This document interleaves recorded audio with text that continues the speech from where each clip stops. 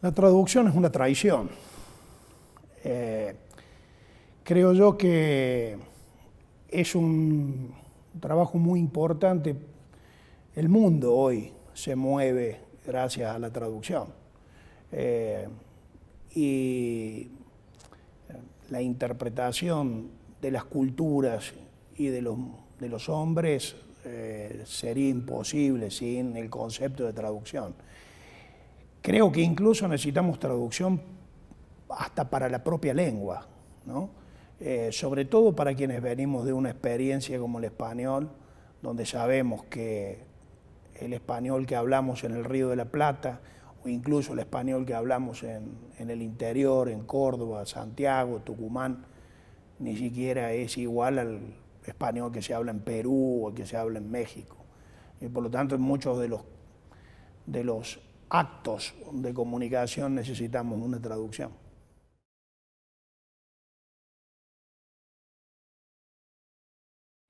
Para la tradición de la edición argentina, la traducción es, sin lugar a dudas, el elemento que ajusta un proyecto editorial a un prestigio, ¿no?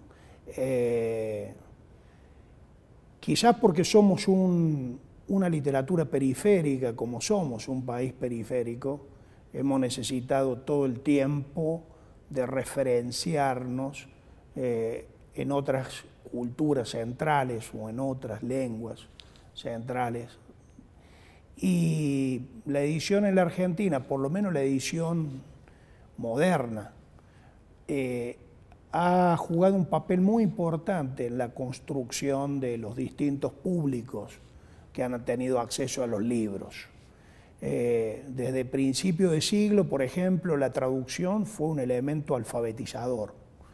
Beatriz Arlo hace referencia a cómo proyectos editoriales como el de Antonio Zamora en Claridad encontraron un momento justo para permitir el acceso a la lectura de una masa de inmigrantes que venían de otras latitudes del mundo a nuestro país y que tenían la necesidad de articular una lengua que los aceptara para mimetizarse con la realidad de la Argentina, y entonces esos inmigrantes, para aprender a leer en el español, necesitaban historias conocidas.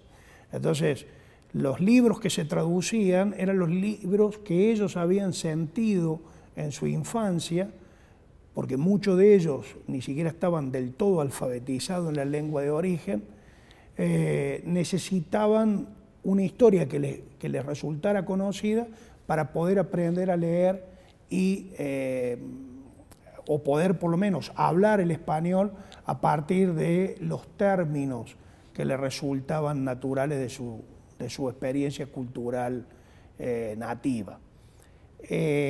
Luego, por supuesto, en otros momentos, en los momentos de la edición más prestigiosa o de la fundación de la edición moderna, que es ese periodo que va entre el 38 y el 50 aproximadamente, que es el periodo que Argentina hereda una generación de editores desterrados por la Guerra Civil Española, que se radican en la Argentina, fundan editoriales muy importantes y trayendo esa experiencia de que en la Europa nativa era necesario traducir los autores de países vecinos para que pudieran ser incorporados en el acervo cultural, aquí tenía más razón de ser. Entonces, editoriales como Espasa Calpe, después Losada, Sudamericana, MC, se constituyeron como editoriales prestigiosas a partir de una construcción de un catálogo de traducciones. Y eso de algún modo se heredó después en los años 50, 60, donde editoriales argentinas traducían pensadores contemporáneos antes que en otros, no solo en el español de España, sino antes de llegar a otras lenguas propiamente europeas. El ejemplo más concreto es la obra de Adorno, por ejemplo, de Benjamin, que son traducidas al español en Buenos Aires antes que el propio Benjamin y Adorno fueran leídos en Francia. Entonces, esta tradición de la traducción en la Argentina monta un catálogo a partir del prestigio que esas traducciones le dan a ese catálogo, ¿no?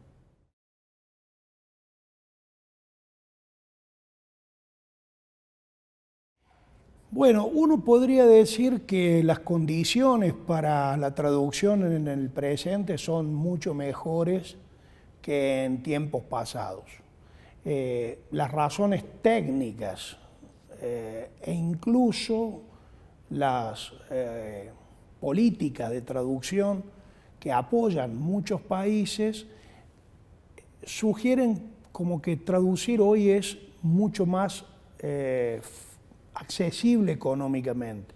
Hay mayores apoyos por parte de los gobiernos, incluso Argentina tiene un programa como el Programa Sur para impulsar la traducción de sus obras a otras lenguas.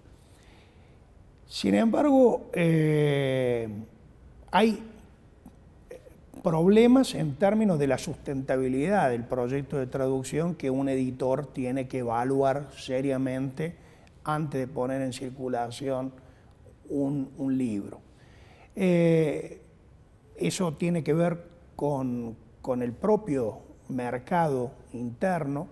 En Argentina estamos pensando en introducir traducciones y no siempre vemos la importancia que una traducción tiene en carácter neutro, en español neutro, para poder vender o expandir por América Latina.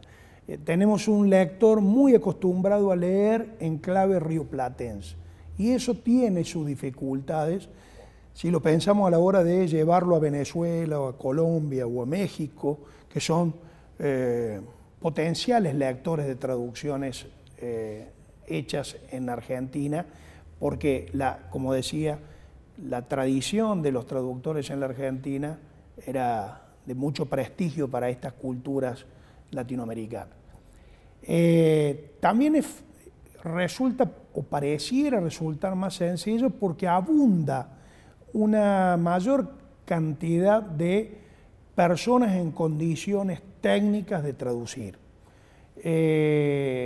Hay, diríamos, mayor disponibilidad de traductores para traducir.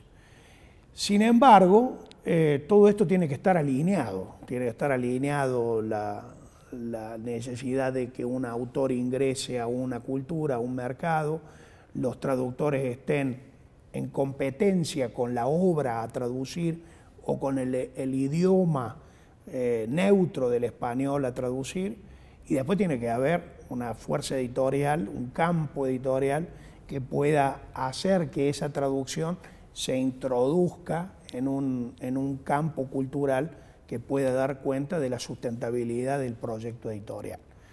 Todo parece indicar entonces que estamos en mejores condiciones que antes.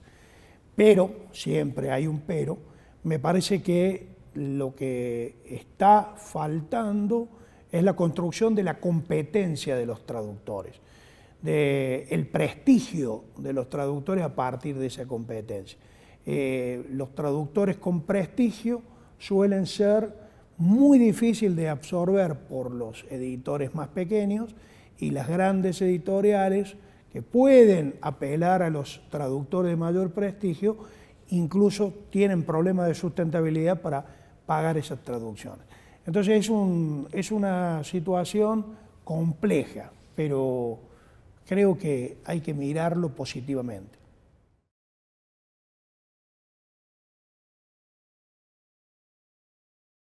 Es un rol muy importante. Creo que antes el traductor era alguien que estaba meramente inserto en el proceso de la mediación. O sea, era el que mediaba, esperando que un editor viniera y le dijera, bueno, yo quiero traducir o que vos traduzcas este libro para mi editorial. Hoy los editores tenemos una sobreinformación Y una sobreinformación siempre conduce a una desinformación, es decir, o a un desborde de la información que produce mucha confusión.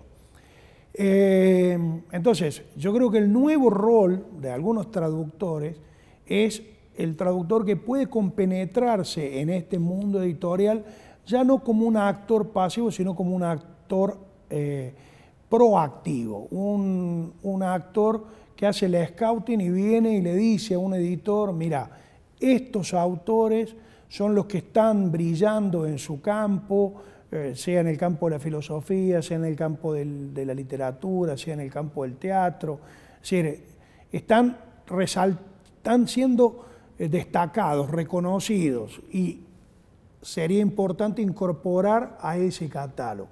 Entonces ahí el traductor tiene el manejo de lo que antiguamente hacía el lenguaraz, ¿no? Es decir, el lenguaraz que traducía en la cultura argentina con el aborigen, y eso uno lo puede ver en los documentos de la historia, sabía que determinada tribu requería determinados elementos, y entonces era el que mediaba entre el poder del Estado y esa tribu, haciendo que el Estado pudiera darle a esa tribu lo que necesitaba y no lo que le abundaba.